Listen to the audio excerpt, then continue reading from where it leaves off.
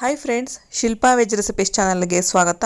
ಇವತ್ತು ನಾನು ಕುಂಬಳಕಾಯಿನ ಎಲೆಗಳನ್ನ ಬಳಸ್ಕೊಂಡು ಅದರಿಂದ ರುಚಿಯಾಗಿರೋವಂತಹ ಪಲ್ಯ ಮಾಡ್ತಾಯಿದ್ದೀನಿ. ಫಸ್ಟು ನೋಡಿ, ಕುಂಬಳಕಾಯಿ ಎಲೆಯ ಏನು ಕುಡಿ ಇರುತ್ತಲ್ಲ, ಚಿಗುರು ಎಲೆಗಳು, ಅದನ್ನು ತೊಗೊಂಡಿದ್ದೀನಿ ನಾನು. ಇದನ್ನು ನೀಟಾಗಿ ಬಿಡಿಸ್ಕೊಳ್ಬೇಕು. ಜೊತೆಗೆ ದಂಟನ್ನು ಕೂಡ ನಾವು ಬಳಸ್ಕೊಂಡು ಪಲ್ಯ ಮಾಡ್ಕೊಳ್ಬಹುದು, ಅದನ್ನು ಕೂಡ ತೋರಿಸ್ತೀನಿ. ಈಗ ಫಸ್ಟು ಈ ಏನು ಚಿಗುರು ಇರುತ್ತಲ್ಲ ಅದನ್ನೆಲ್ಲ ನೀಟಾಗಿ ಸೋಸ್ಕೊಂಡಿದ್ದೀನಿ. ನೆಕ್ಸ್ಟ್ ಈಗ ದಂಟನ್ನು ಕೂಡ ನಾವು ಬಳಸ್ಕೊಳ್ಬಹುದು. ಈ ದಂಟನ್ನು ತೊಗೊಂಡಿದ್ದೀನಿ ನೋಡಿ. ಇದನ್ನು ಈ ಥರ ನಾರು ತಕ್ಕೊಳ್ಬೇಕು. ಸ್ವಲ್ಪ ಮುರಿದ್ಬಿಟ್ಟು ಹಿಂಗೆ ಹೇಳಿದ್ರೆ ನಾರು ಬರುತ್ತೆ. ಈ ರೀತಿ ನಾರನ್ನ ತೆಗೆದುಬಿಟ್ಟೆ ನಾವು ಪಲ್ಯಗಳಿಗೆ ಬಳಸಬಹುದು. ಇಲ್ಲ ಇದೆಲ್ಲ ಬಿಡ್ಸೋಕ್ಕೆ ಬರೋದಿಲ್ಲ ಅನ್ನೋದಾದರೆ ಬರೀ ಚಿಗುರು ಎಲೆಗಳನ್ನು ಕೂಡ ತೊಗೊಂಡು ಕೂಡ ಮಾಡ್ಕೊಳ್ಬೋದು. ಇನ್ನು ಎಲೆಗಳನ್ನು ಕೂಡ ಬಳಸಿ ಮಾಡ್ಕೊಳ್ಬೋದು, ಅದನ್ನು ಕೂಡ ಪಲ್ಯಕ್ಕೆ ಹಾಕ್ಕೊಳ್ಬಹುದು. ನಾನಿಲ್ಲಿ ಚೆನ್ನಾಗಿ ಕುಡಿ ಎಲ್ಲ ಸಿಕ್ಕಿರೋದ್ರಿಂದ ಬರೀ ಕುಡಿನ ಬಳಸ್ಕೊಂಡು ಮತ್ತು ದಂಟನ್ನು ಬಳಸ್ಕೊಂಡು ಇವತ್ತು ಪಲ್ಯ ಮಾಡ್ತಾಯಿದ್ದೀನಿ. ತುಂಬ ರುಚಿಯಾಗಿರುತ್ತೆ, ತುಂಬ ಆರೋಗ್ಯಕ್ಕೂ ಕೂಡ ಒಳ್ಳೆಯದು. ಇದು ಸೊಪ್ಪು ಮತ್ತು ದಂಟನ್ನು ಸೋಸಿಬಿಟ್ಟು ಇಟ್ಕೊಳ್ತಾ ಇದ್ದೀನಿ. ಇನ್ನು ಕುಂಬಳಕಾಯಿ ಎಲೆಗಳ ಪ್ರಯೋಜನಗಳ ಬಗ್ಗೆ ತಿಳ್ಕೋಬೇಕು ಅನ್ನೋದಾದರೆ ಇದು ಮಲಬದ್ಧತೆ ನಿವಾರಣೆಗೆ ತುಂಬಾ ಒಳ್ಳೆಯದು. ಎಲೆಗಳಲ್ಲಿ ಹೆಚ್ಚಿನ ಪ್ರಮಾಣದ ಫೈಬರ್ ಅಂಶ ಇರೋದರಿಂದ ಇದು ಜೀರ್ಣಕ್ರಿಯೆಗೆ ಸಹಾಯ ಮಾಡುತ್ತೆ. ಜೊತೆಗೆ ಕುಂಬಳಕಾಯಿ ಎಲೆಗಳಲ್ಲಿ ಕಬ್ಬಿಣದ ಅಂಶ ಸಮೃದ್ಧವಾಗಿದ್ದು ಇದು ರಕ್ತಹೀನತೆಯ ಸಮಸ್ಯೆಯನ್ನು ಕೂಡ ಪರಿಹರಿಸುತ್ತೆ. ಇದು ದೇಹದಲ್ಲಿ ಕೆಂಪು ರಕ್ತ ಕಣಗಳ ಉತ್ಪಾದನೆಯನ್ನು ಹೆಚ್ಚಿಸಲು ಕೂಡ ಸಹಾಯ ಮಾಡುತ್ತೆ. ಈ ಎಲೆಗಳಲ್ಲಿ ಕ್ಯಾಲ್ಸಿಯಂ ಮತ್ತು ರಂಜಕ ಇರೋದರಿಂದ ಈ ಎಲೆಗಳು ಮೂಳೆಗಳು ಮತ್ತು ಕೀಲುಗಳನ್ನು ಬಲಪಡಿಸಲು ಕೂಡ ಸಹಾಯ ಮಾಡುತ್ತೆ. ಮತ್ತು ಹಲ್ಲಿನ ಬೆಳವಣಿಗೆಗೂ ಕೂಡ ಉತ್ತಮ ಆಗಿದೆ.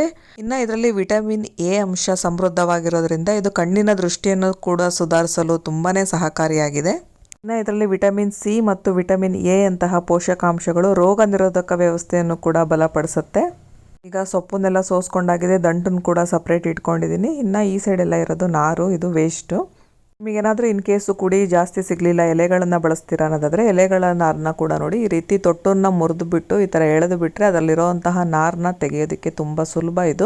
ಇದನ್ನು ಕೂಡ ಬಳಸಿ ಪಲ್ಯ ಮಾಡ್ಬೋದು. ಈಗ ಎಲೆ ತೊಟ್ಟನ್ನು ಈ ಥರ ಮುರಿದು ಬಿಟ್ಟು ಸ್ವಲ್ಪ ಎಳೆದು ಬಿಟ್ಟರೆ ಸಾಕು, ಇದರಲ್ಲಿ ಇರೋವಂತಹ ನಾರೆಲ್ಲ ಬಂದುಬಿಡುತ್ತೆ. ನೋಡಿ ಎಷ್ಟು ಚೆನ್ನಾಗಿ ಬಿಡಿಸ್ಬೋದು ಅಂತ. ಈಗ ಸೊಪ್ಪು, ದಂಟು ಮತ್ತು ಇದು ವೇಸ್ಟು. ಈಗ ಸೊಪ್ಪನ್ನೆಲ್ಲ ನೀಟಾಗಿ ನೀರು ಹಾಕಿ ಒಂದು 2ರಿಂದ 3 ಸಲ ನೀಟಾಗಿ ತೊಳಿಬೇಕಾಗತ್ತೆ. ಸೊಪ್ಪೆಲ್ಲ ನೀಟಾಗಿ 1-2 ಸಲ ತೊಳೆದು ಇಟ್ಕೊಂಡಿದ್ದೀನಿ. ನೆಕ್ಸ್ಟ್ ಈಗ ಇದನ್ನು ಸಣ್ಣದಾಗಿ ಕಟ್ ಮಾಡ್ಕೊಳ್ಬೇಕು. ಈ ಎಲೆಗಳನ್ನು ಬಳಸ್ಕೊಂಡು ತುಂಬ ರೀತಿಯ ಅಡುಗೆಗಳನ್ನು ಮಾಡ್ಬೋದು. ನಾವು ಬಸ್ಸಾರು ಕೂಡ ಮಾಡ್ಕೊಳ್ಬೋದು ಇದರಿಂದ. ಜೊತೆಗೆ ಎಲೆಗಳನ್ನು ಬಳಸ್ಕೊಂಡು ಪಕೋಡ ಮಾಡ್ಕೊಳ್ಬಹುದು.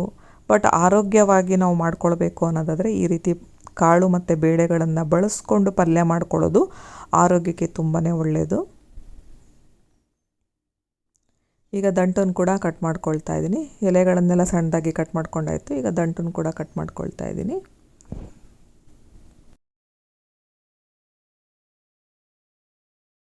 ಈಗ ಸೊಪ್ಪನ್ನು ಕೂಡ ಹೆಚ್ಕೊಂಡಾಗಿದೆ, ಈ ಸೈಡ್ ದಂಟನ್ನು ಕೂಡ ಹೆಚ್ಕೊಂಡಾಗಿದೆ. ಈಗ ಬೇರೆ ಒಂದು ತಟ್ಟೆಗೆ ಹಾಕಿಟ್ಕೊಳ್ತಾ ಇದ್ದೀನಿ.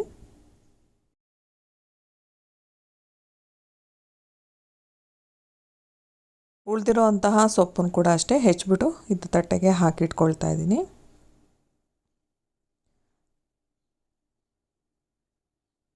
ಈಗ ಸೊಪ್ಪು ಹೆಚ್ಚಿಟ್ಕೊಂಡು ರೆಡಿಯಾಗಿದೆ. ನೆಕ್ಸ್ಟ್ ಈಗ ನಾನು 1 ಕಪ್ನಷ್ಟು ಬೇಳೆನ ಒಂದು ಬಟ್ಲಿಗೆ ಹಾಕಿಬಿಟ್ಟು ನೀರು ಹಾಕಿ ಇದನ್ನು 1-2 ಸಲ ನೀರು ಹಾಕಿ ತೊಳಿತಾ ಇದ್ದೀನಿ. ಬೇಳೆನ ಬಳಸ್ಕೊಂಡು ಇವತ್ತು ಪಲ್ಯ ಮಾಡ್ತಾ ಇರೋದು.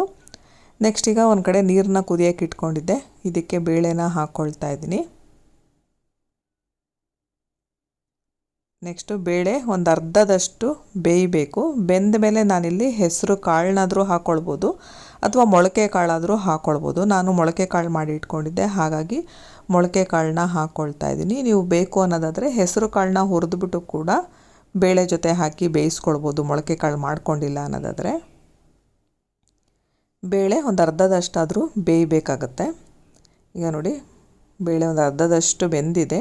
ಈಗ ನಾನು ಮೊಳಕೆ ಕಾಳನ್ನ ಹಾಕ್ಕೊಳ್ತಾ ಇದ್ದೀನಿ. ಮೊಳಕೆ ಕಾಳು ಬೇಗ ಬೇಯೋದ್ರಿಂದ ಬೇಳೆ ಮತ್ತು ಮೊಳಕೆ ಕಾಳನ್ನ ಒಟ್ಟಿಗೆ ಹಾಕಬಾರ್ದು. ಈಗ ಚೆನ್ನಾಗಿ ಬೇಯಿಸ್ಕೊಳ್ಬೇಕು. ಒಂದು 5 ನಿಮಿಷದಲ್ಲೆಲ್ಲ ಬೆಂದು ಬಿಡುತ್ತೆ. ಈಗ ಚೆನ್ನಾಗಿ ಬೆಂದಿದೆ, ನೋಡ್ತಾ ಇರ್ಬೋದು. ಕಾಳು ಕೂಡ ಬೆಂದಿದೆ, ಬೇಳೆ ಕೂಡ ಬೆಂದಿದೆ. ನೀರನ್ನ ಸ್ವಲ್ಪ ಜಾಸ್ತಿ ಹಾಕ್ಕೊಂಡು ನೀವು ರಸಮ್ ಏನಾದರೂ ಮಾಡ್ಕೊಳ್ತೀರ ಅನ್ನೋದಾದರೆ ಬಸ್ತಿದ್ದ ನೀರಲ್ಲಿ ನೀವು ರಸಮ್ ಕೂಡ ಮಾಡ್ಕೊಳ್ಬೋದು. ನಾನು ನೀರೇನು ಜಾಸ್ತಿ ಬಳಸ್ಕೊಳ್ತಾ ಇಲ್ಲ. ನಾವೇನಾದರೂ ಸಾಂಬಾರು ಮಾಡ್ತೀವಲ್ಲ ಅದಕ್ಕೆ ಈ ನೀರನ್ನ ಬಳಸ್ಕೊಳ್ಬೋದು, ಅಥವಾ ರಸಮ್ ಮಾಡ್ಬೋದು, ಅಥವಾ ಹಾಗೆ ಹಸಿ ಖಾರನ ರುಬ್ಕೊಂಡು ಅದ್ರ ಜೊತೆ ಮುದ್ದೆ ಜೊತೆ ತಿನ್ನೋದಕ್ಕೂ ಚೆನ್ನಾಗಿರುತ್ತೆ. ನೆಕ್ಸ್ಟ್ ಈಗ ಪ್ಯಾನ್ಗೆ ನಾನು ಎಣ್ಣೆ ಹಾಕ್ಕೊಳ್ತಾ ಇದ್ದೀನಿ. ಎಣ್ಣೆ ಕಾದ್ಮೇಲೆ ಸಾಸಿವೆ ಹಾಕ್ತಾ ಇದ್ದೀನಿ. ನೆಕ್ಸ್ಟ್ ಜೀರಿಗೆ ಹಾಕ್ಕೊಳ್ತಾ ಇದ್ದೀನಿ. ನೆಕ್ಸ್ಟ್ ಈಗ ಇದಕ್ಕೆ ಸಣ್ಣದಾಗಿ ಕಟ್ ಮಾಡ್ಕೊಂಡಿರೋವಂತಹ ಬೆಳ್ಳುಳ್ಳಿನ ಹಾಕ್ಕೊಳ್ತಾ ಇದ್ದೀನಿ. 1 ಗಡ್ಡೆ ಬೆಳ್ಳುಳ್ಳಿ ತೊಗೊಂಡಿದ್ದೀನಿ. ಒಂದು 3-4 ಹಸಿಮೆಣಸಿನ್ಕಾಯಿನ ಕಟ್ ಮಾಡಿಬಿಟ್ಟು ಹಾಕ್ಕೊಳ್ತಾ ಇದ್ದೀನಿ. ಇದಿಷ್ಟನ್ನು ಫ್ರೈ ಮಾಡ್ಕೊಳ್ಬೇಕು. ನಂತರ 1-2 ಈರುಳ್ಳಿನ ಸಣ್ಣದಾಗಿ ಕಟ್ ಮಾಡ್ಕೊಂಡು ಹಾಕ್ಕೊಳ್ತಾ ಇದ್ದೀನಿ. ಜೊತೆಗೆ ಕರಿಬೇವನ್ನ ಕೂಡ ಹಾಕ್ಕೊಳ್ತಾ ಇದ್ದೀನಿ.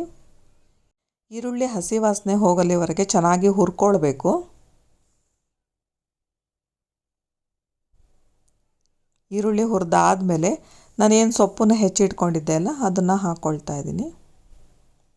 ನೋಡೋದಕ್ಕೆ ತುಂಬ ಸೊಪ್ಪು ಹಾಕಿದ್ದೀವಿ ಅನಿಸುತ್ತೆ, ಬಟ್ ಇದನ್ನು ಹುರಿತಾ ಇದ್ದಂಗೆ ಸ್ವಲ್ಪ ಆಗುತ್ತೆ ಕ್ವಾಂಟಿಟಿ. ಹಾಗಾಗಿ ಜಾಸ್ತಿ ಜನಕ್ಕೆ ಏನಾದರೂ ಮಾಡ್ಕೊಳ್ತಾ ಇದ್ದೀರಾ ಅನ್ನೋದಾದ್ರೆ ಇನ್ನೂ ಸ್ವಲ್ಪ ಸೊಪ್ಪನ್ನ ಜಾಸ್ತಿ ತೊಗೊಳ್ಳಿ. ನಾನಿಲ್ಲಿ ಸೊಪ್ಪು ಕಡಿಮೆ ಆಗುತ್ತೆ ಅಂತ ಹೇಳಿ ಬೇಳೆಕಾಳನ್ನ ಜಾಸ್ತಿ ತೊಗೊಂಡಿದ್ದೀನಿ. ಈಗ ಬೇಯಿಸಿಟ್ಕೊಂಡಿರೋ ಅಂತಹ ಬೇಳೆಕಾಳನ್ನ ಹಾಕಿ ಸೊಪ್ಪು ಜೊತೆಗೇ ಹುರ್ಕೊಳ್ತಾ ಇದ್ದೀನಿ. ಬೇಳೆಕಾಳುಗಳಲ್ಲಿ ಪ್ರೋಟೀನ್ ಜಾಸ್ತಿ ಇರೋದ್ರಿಂದ ಇದ್ರ ಜೊತೆ ಸೇರಿಸಿದ್ರೆ ಇನ್ನೂ ಆರೋಗ್ಯಕ್ಕೆ ಒಳ್ಳೆಯದು. ಹಾಗಾಗಿ ಬೇಳೆಕಾಳನ್ನ ಸೇರಿಸಿ ಪಲ್ಯ ಮಾಡಿಕೊಂಡ್ರೆ ಒಳ್ಳೆಯದು. ನೆಕ್ಸ್ಟು ಉಪ್ಪನ್ನು ಹಾಕಿ ಮಿಕ್ಸ್ ಮಾಡ್ಕೊಳ್ತಾ ಇದ್ದೀನಿ.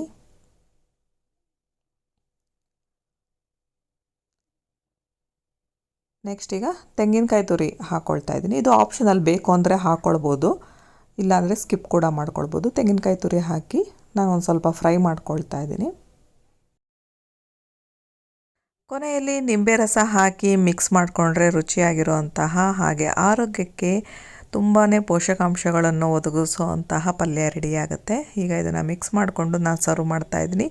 ಇದನ್ನು ಅನ್ನ ರಸಮ್ ಜೊತೆ ತಿನ್ನೋದಕ್ಕೆ ಒಳ್ಳೆ ಕಾಂಬಿನೇಷನ್ ಅಂತಲೇ ಹೇಳ್ಬೋದು. ನೀವು ಕೂಡ ಈ ರೆಸಿಪಿನ ಮಿಸ್ ಮಾಡದೆ ಟ್ರೈ ಮಾಡಿ. ಈ ವಿಡಿಯೋ ಇಷ್ಟ ಆದರೆ ಲೈಕ್ ಮಾಡಿ, ಶೇರ್ ಮಾಡಿ ಹಾಗೂ ಸಬ್ಸ್ಕ್ರೈಬ್ ಮಾಡಿ. Thank you friends.